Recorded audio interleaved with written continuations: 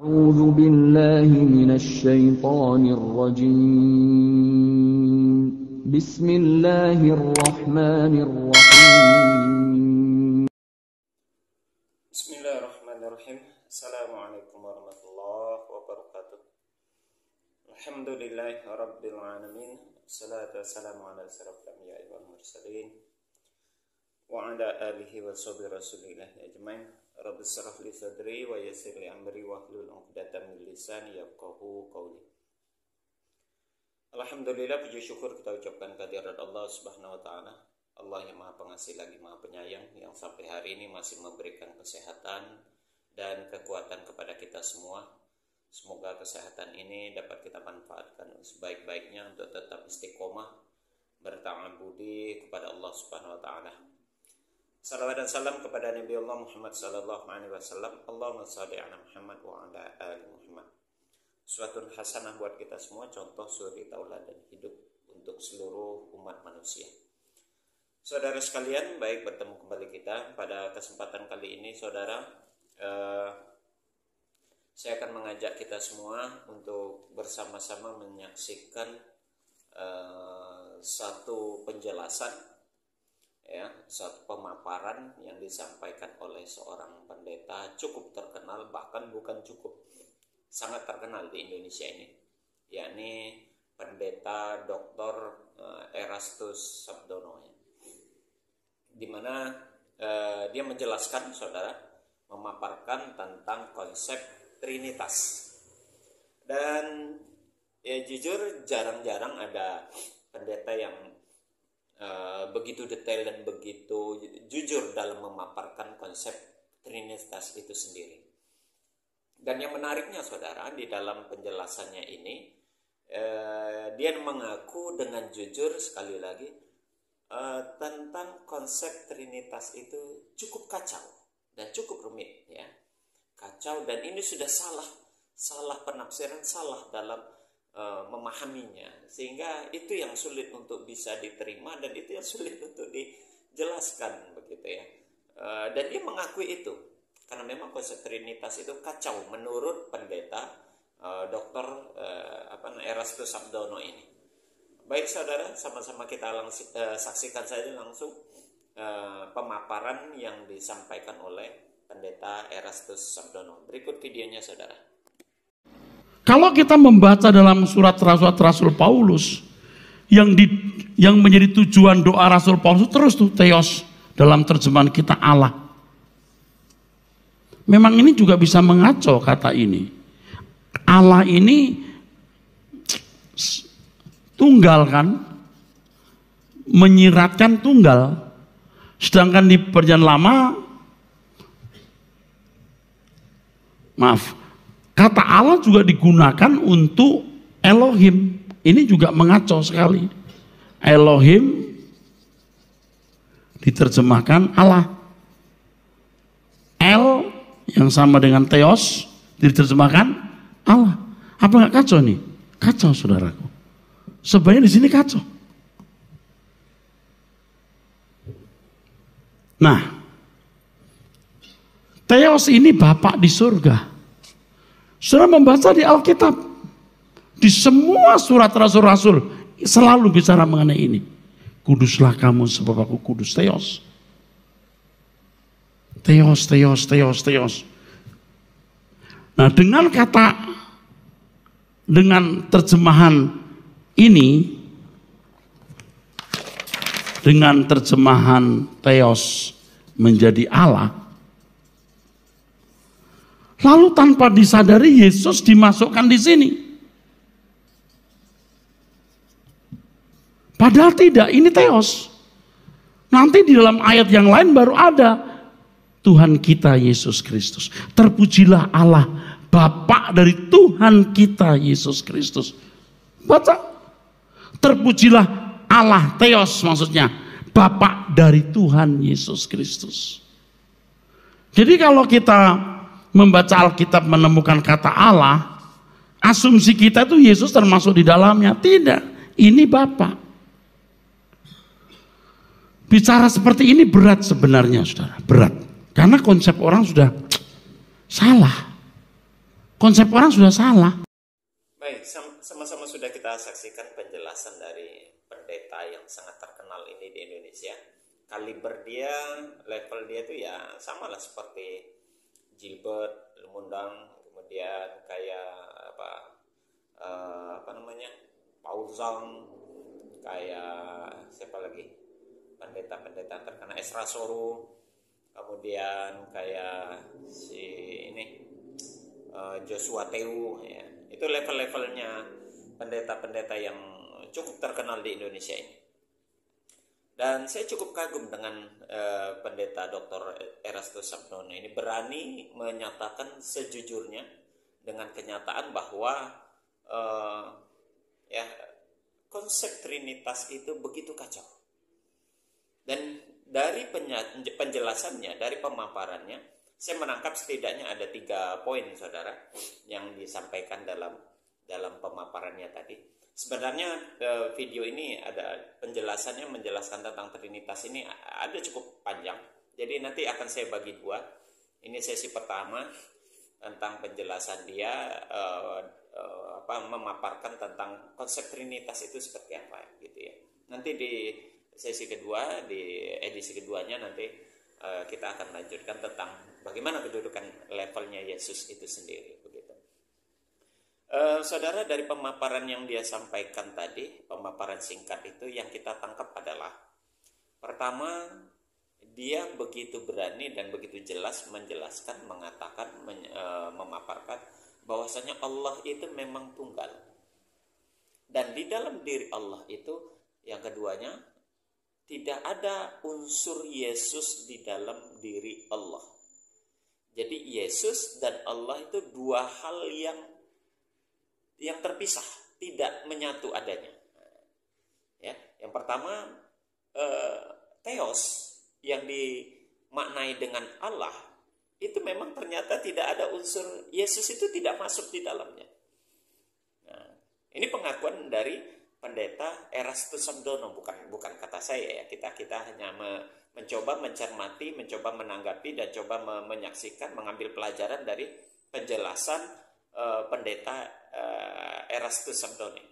Jadi yang pertama dia katakan Allah itu memang tunggal, tidak ada unsur Yesus di situ, tidak ada.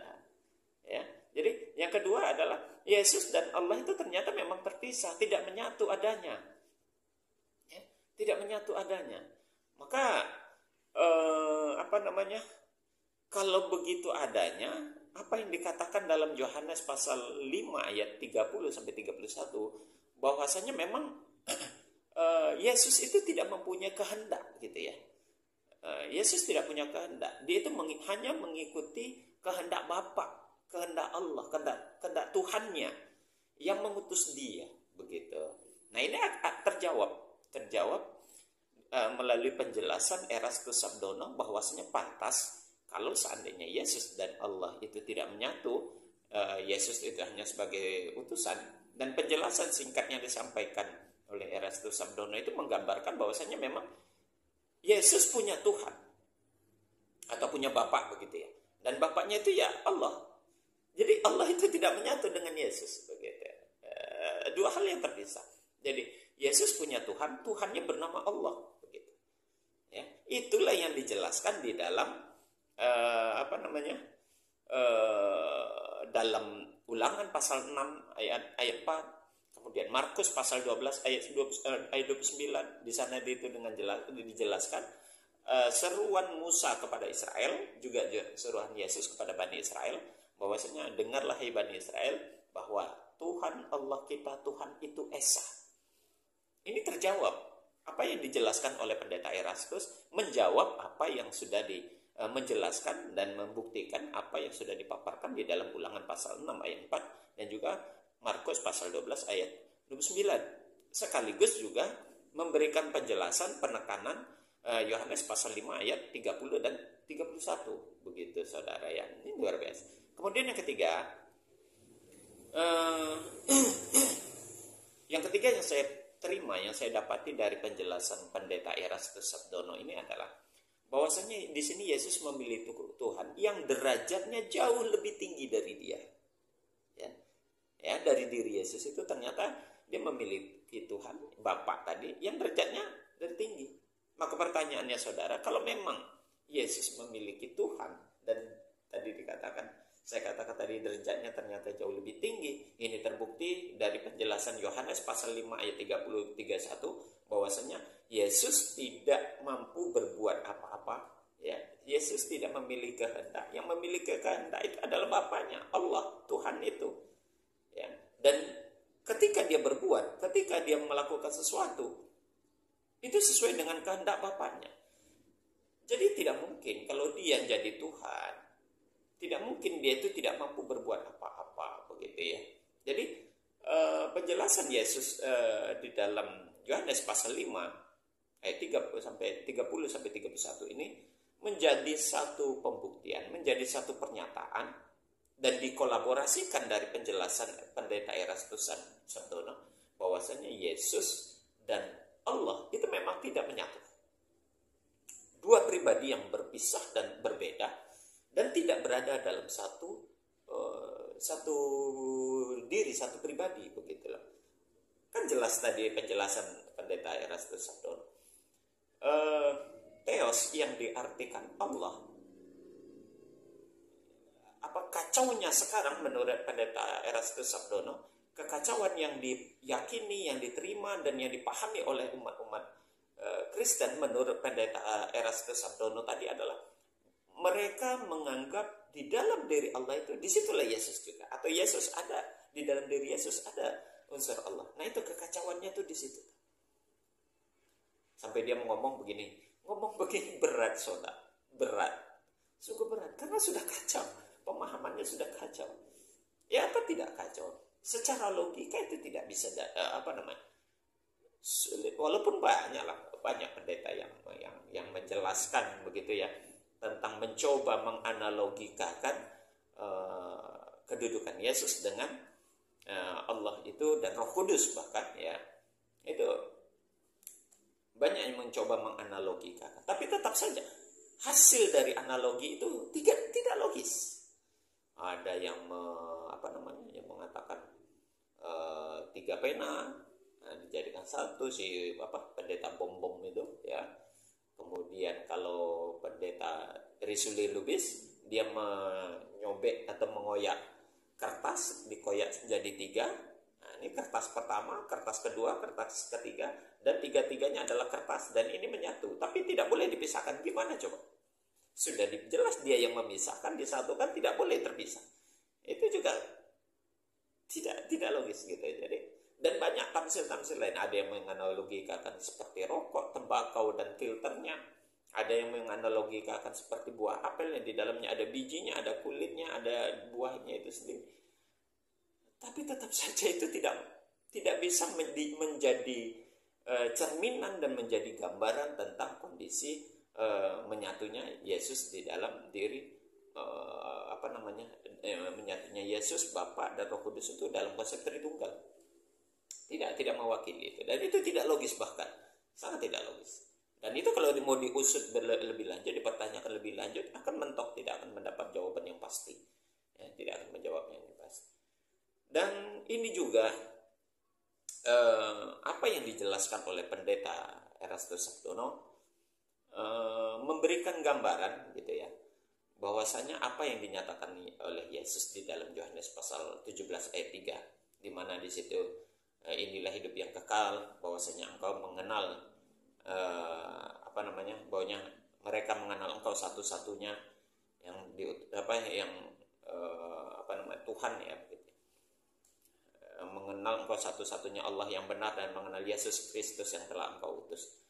Apa yang disampaikan oleh Erastus Sardono ini memang betul-betul menggambarkan Yohanes pasal 17 ayat 3. Hanya Allah yang satu-satunya Tuhan yang benar dan Yesus adalah utusan. Jadi levelnya itu memang tidak sama, saudara. Levelnya tidak sama dan tidak ada ini membuktikan kepada satu pribadi. Nah, ini kalau menurut saya inilah penjelasan yang pas ini tentang konsep Trinitas itu memang kacau. Dan pernyataan kacau itu bukan umat Islam yang mengatakan, bukan konsep Al-Quran yang mengatakan. pendeta sendiri, seorang pemuka agama umat Kristen sendiri, ya, yang notabene dia seorang doktor, kemudian lagi pendeta yang cukup terkenal di Indonesia ini, telah memberikan gambaran yang begitu jelas, tegas, dan cukup cukup rinci lah.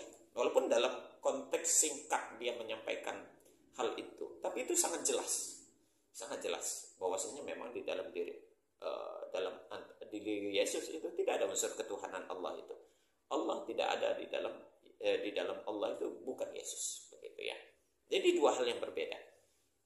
Saya terkadang berpikir begini, saudara, kalau sudah begitu memahaminya, lalu kenapa kok berat betul dia untuk mencoba berpikir untuk mencari yang lebih benar, gitu ya, konsep keagamaannya.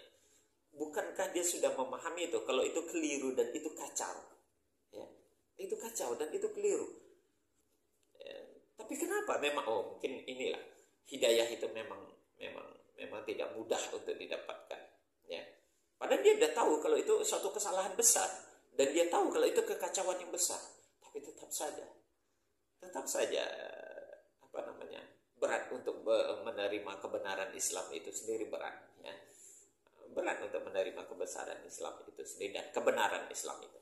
Ya kenapa? Jadi pendeta itu bukan kecil penghasilannya, tapi besar, ya. Jadi kalau keluar dari pendeta ya siap-siap saja jatuh miskin mendadak. Lihat berapa banyak contoh pendeta-pendeta yang sadar dan pendeta-pendeta yang mau menerima konsep tauhid, ya memang jauh kehidupannya dari yang tadinya kehidupannya begitu luks, begitu penuh dengan kehidupan harta, materi, jabatan, pangkat, kedudukan, apalagi gaji besar. Begitu bersadar memang miskin. Dan itu mungkin yang berat untuk diterima oleh pendeta Dr. Erastus Sabdono ini. Saya yakin kalau dia mau menggunakan logikanya dengan benar itu, dan logikanya itu mampu untuk menyadarkan dirinya, saya yakin dia bisa bersadar. Begitu saudara, untuk bincang-bincang kita hari ini berkaitan tentang apa yang dipaparkan oleh pendeta Erastus Sabdono. Dia membuktikan apa yang memang selama ini dipahami dan diyakini oleh umat Kristen ternyata adalah kekeliruan dan kekacauan yang sudah sangat rumit dan sulit untuk diluruskan kembali, karena konsep itu memang kacau. Itu menurut pendeta Erastus Sabdono. Alhamdulillah, demikian untuk bincang-bincang kita pada hari ini. Kita tutup dengan kafaratul majelis. Semoga ini bermanfaat. Subhanakallahumma wa bihamdik, asyhadu an la ilaha illa anta, astaghfiruka wa atubu ilaik. Assalamualaikum warahmatullahi wabarakatuh.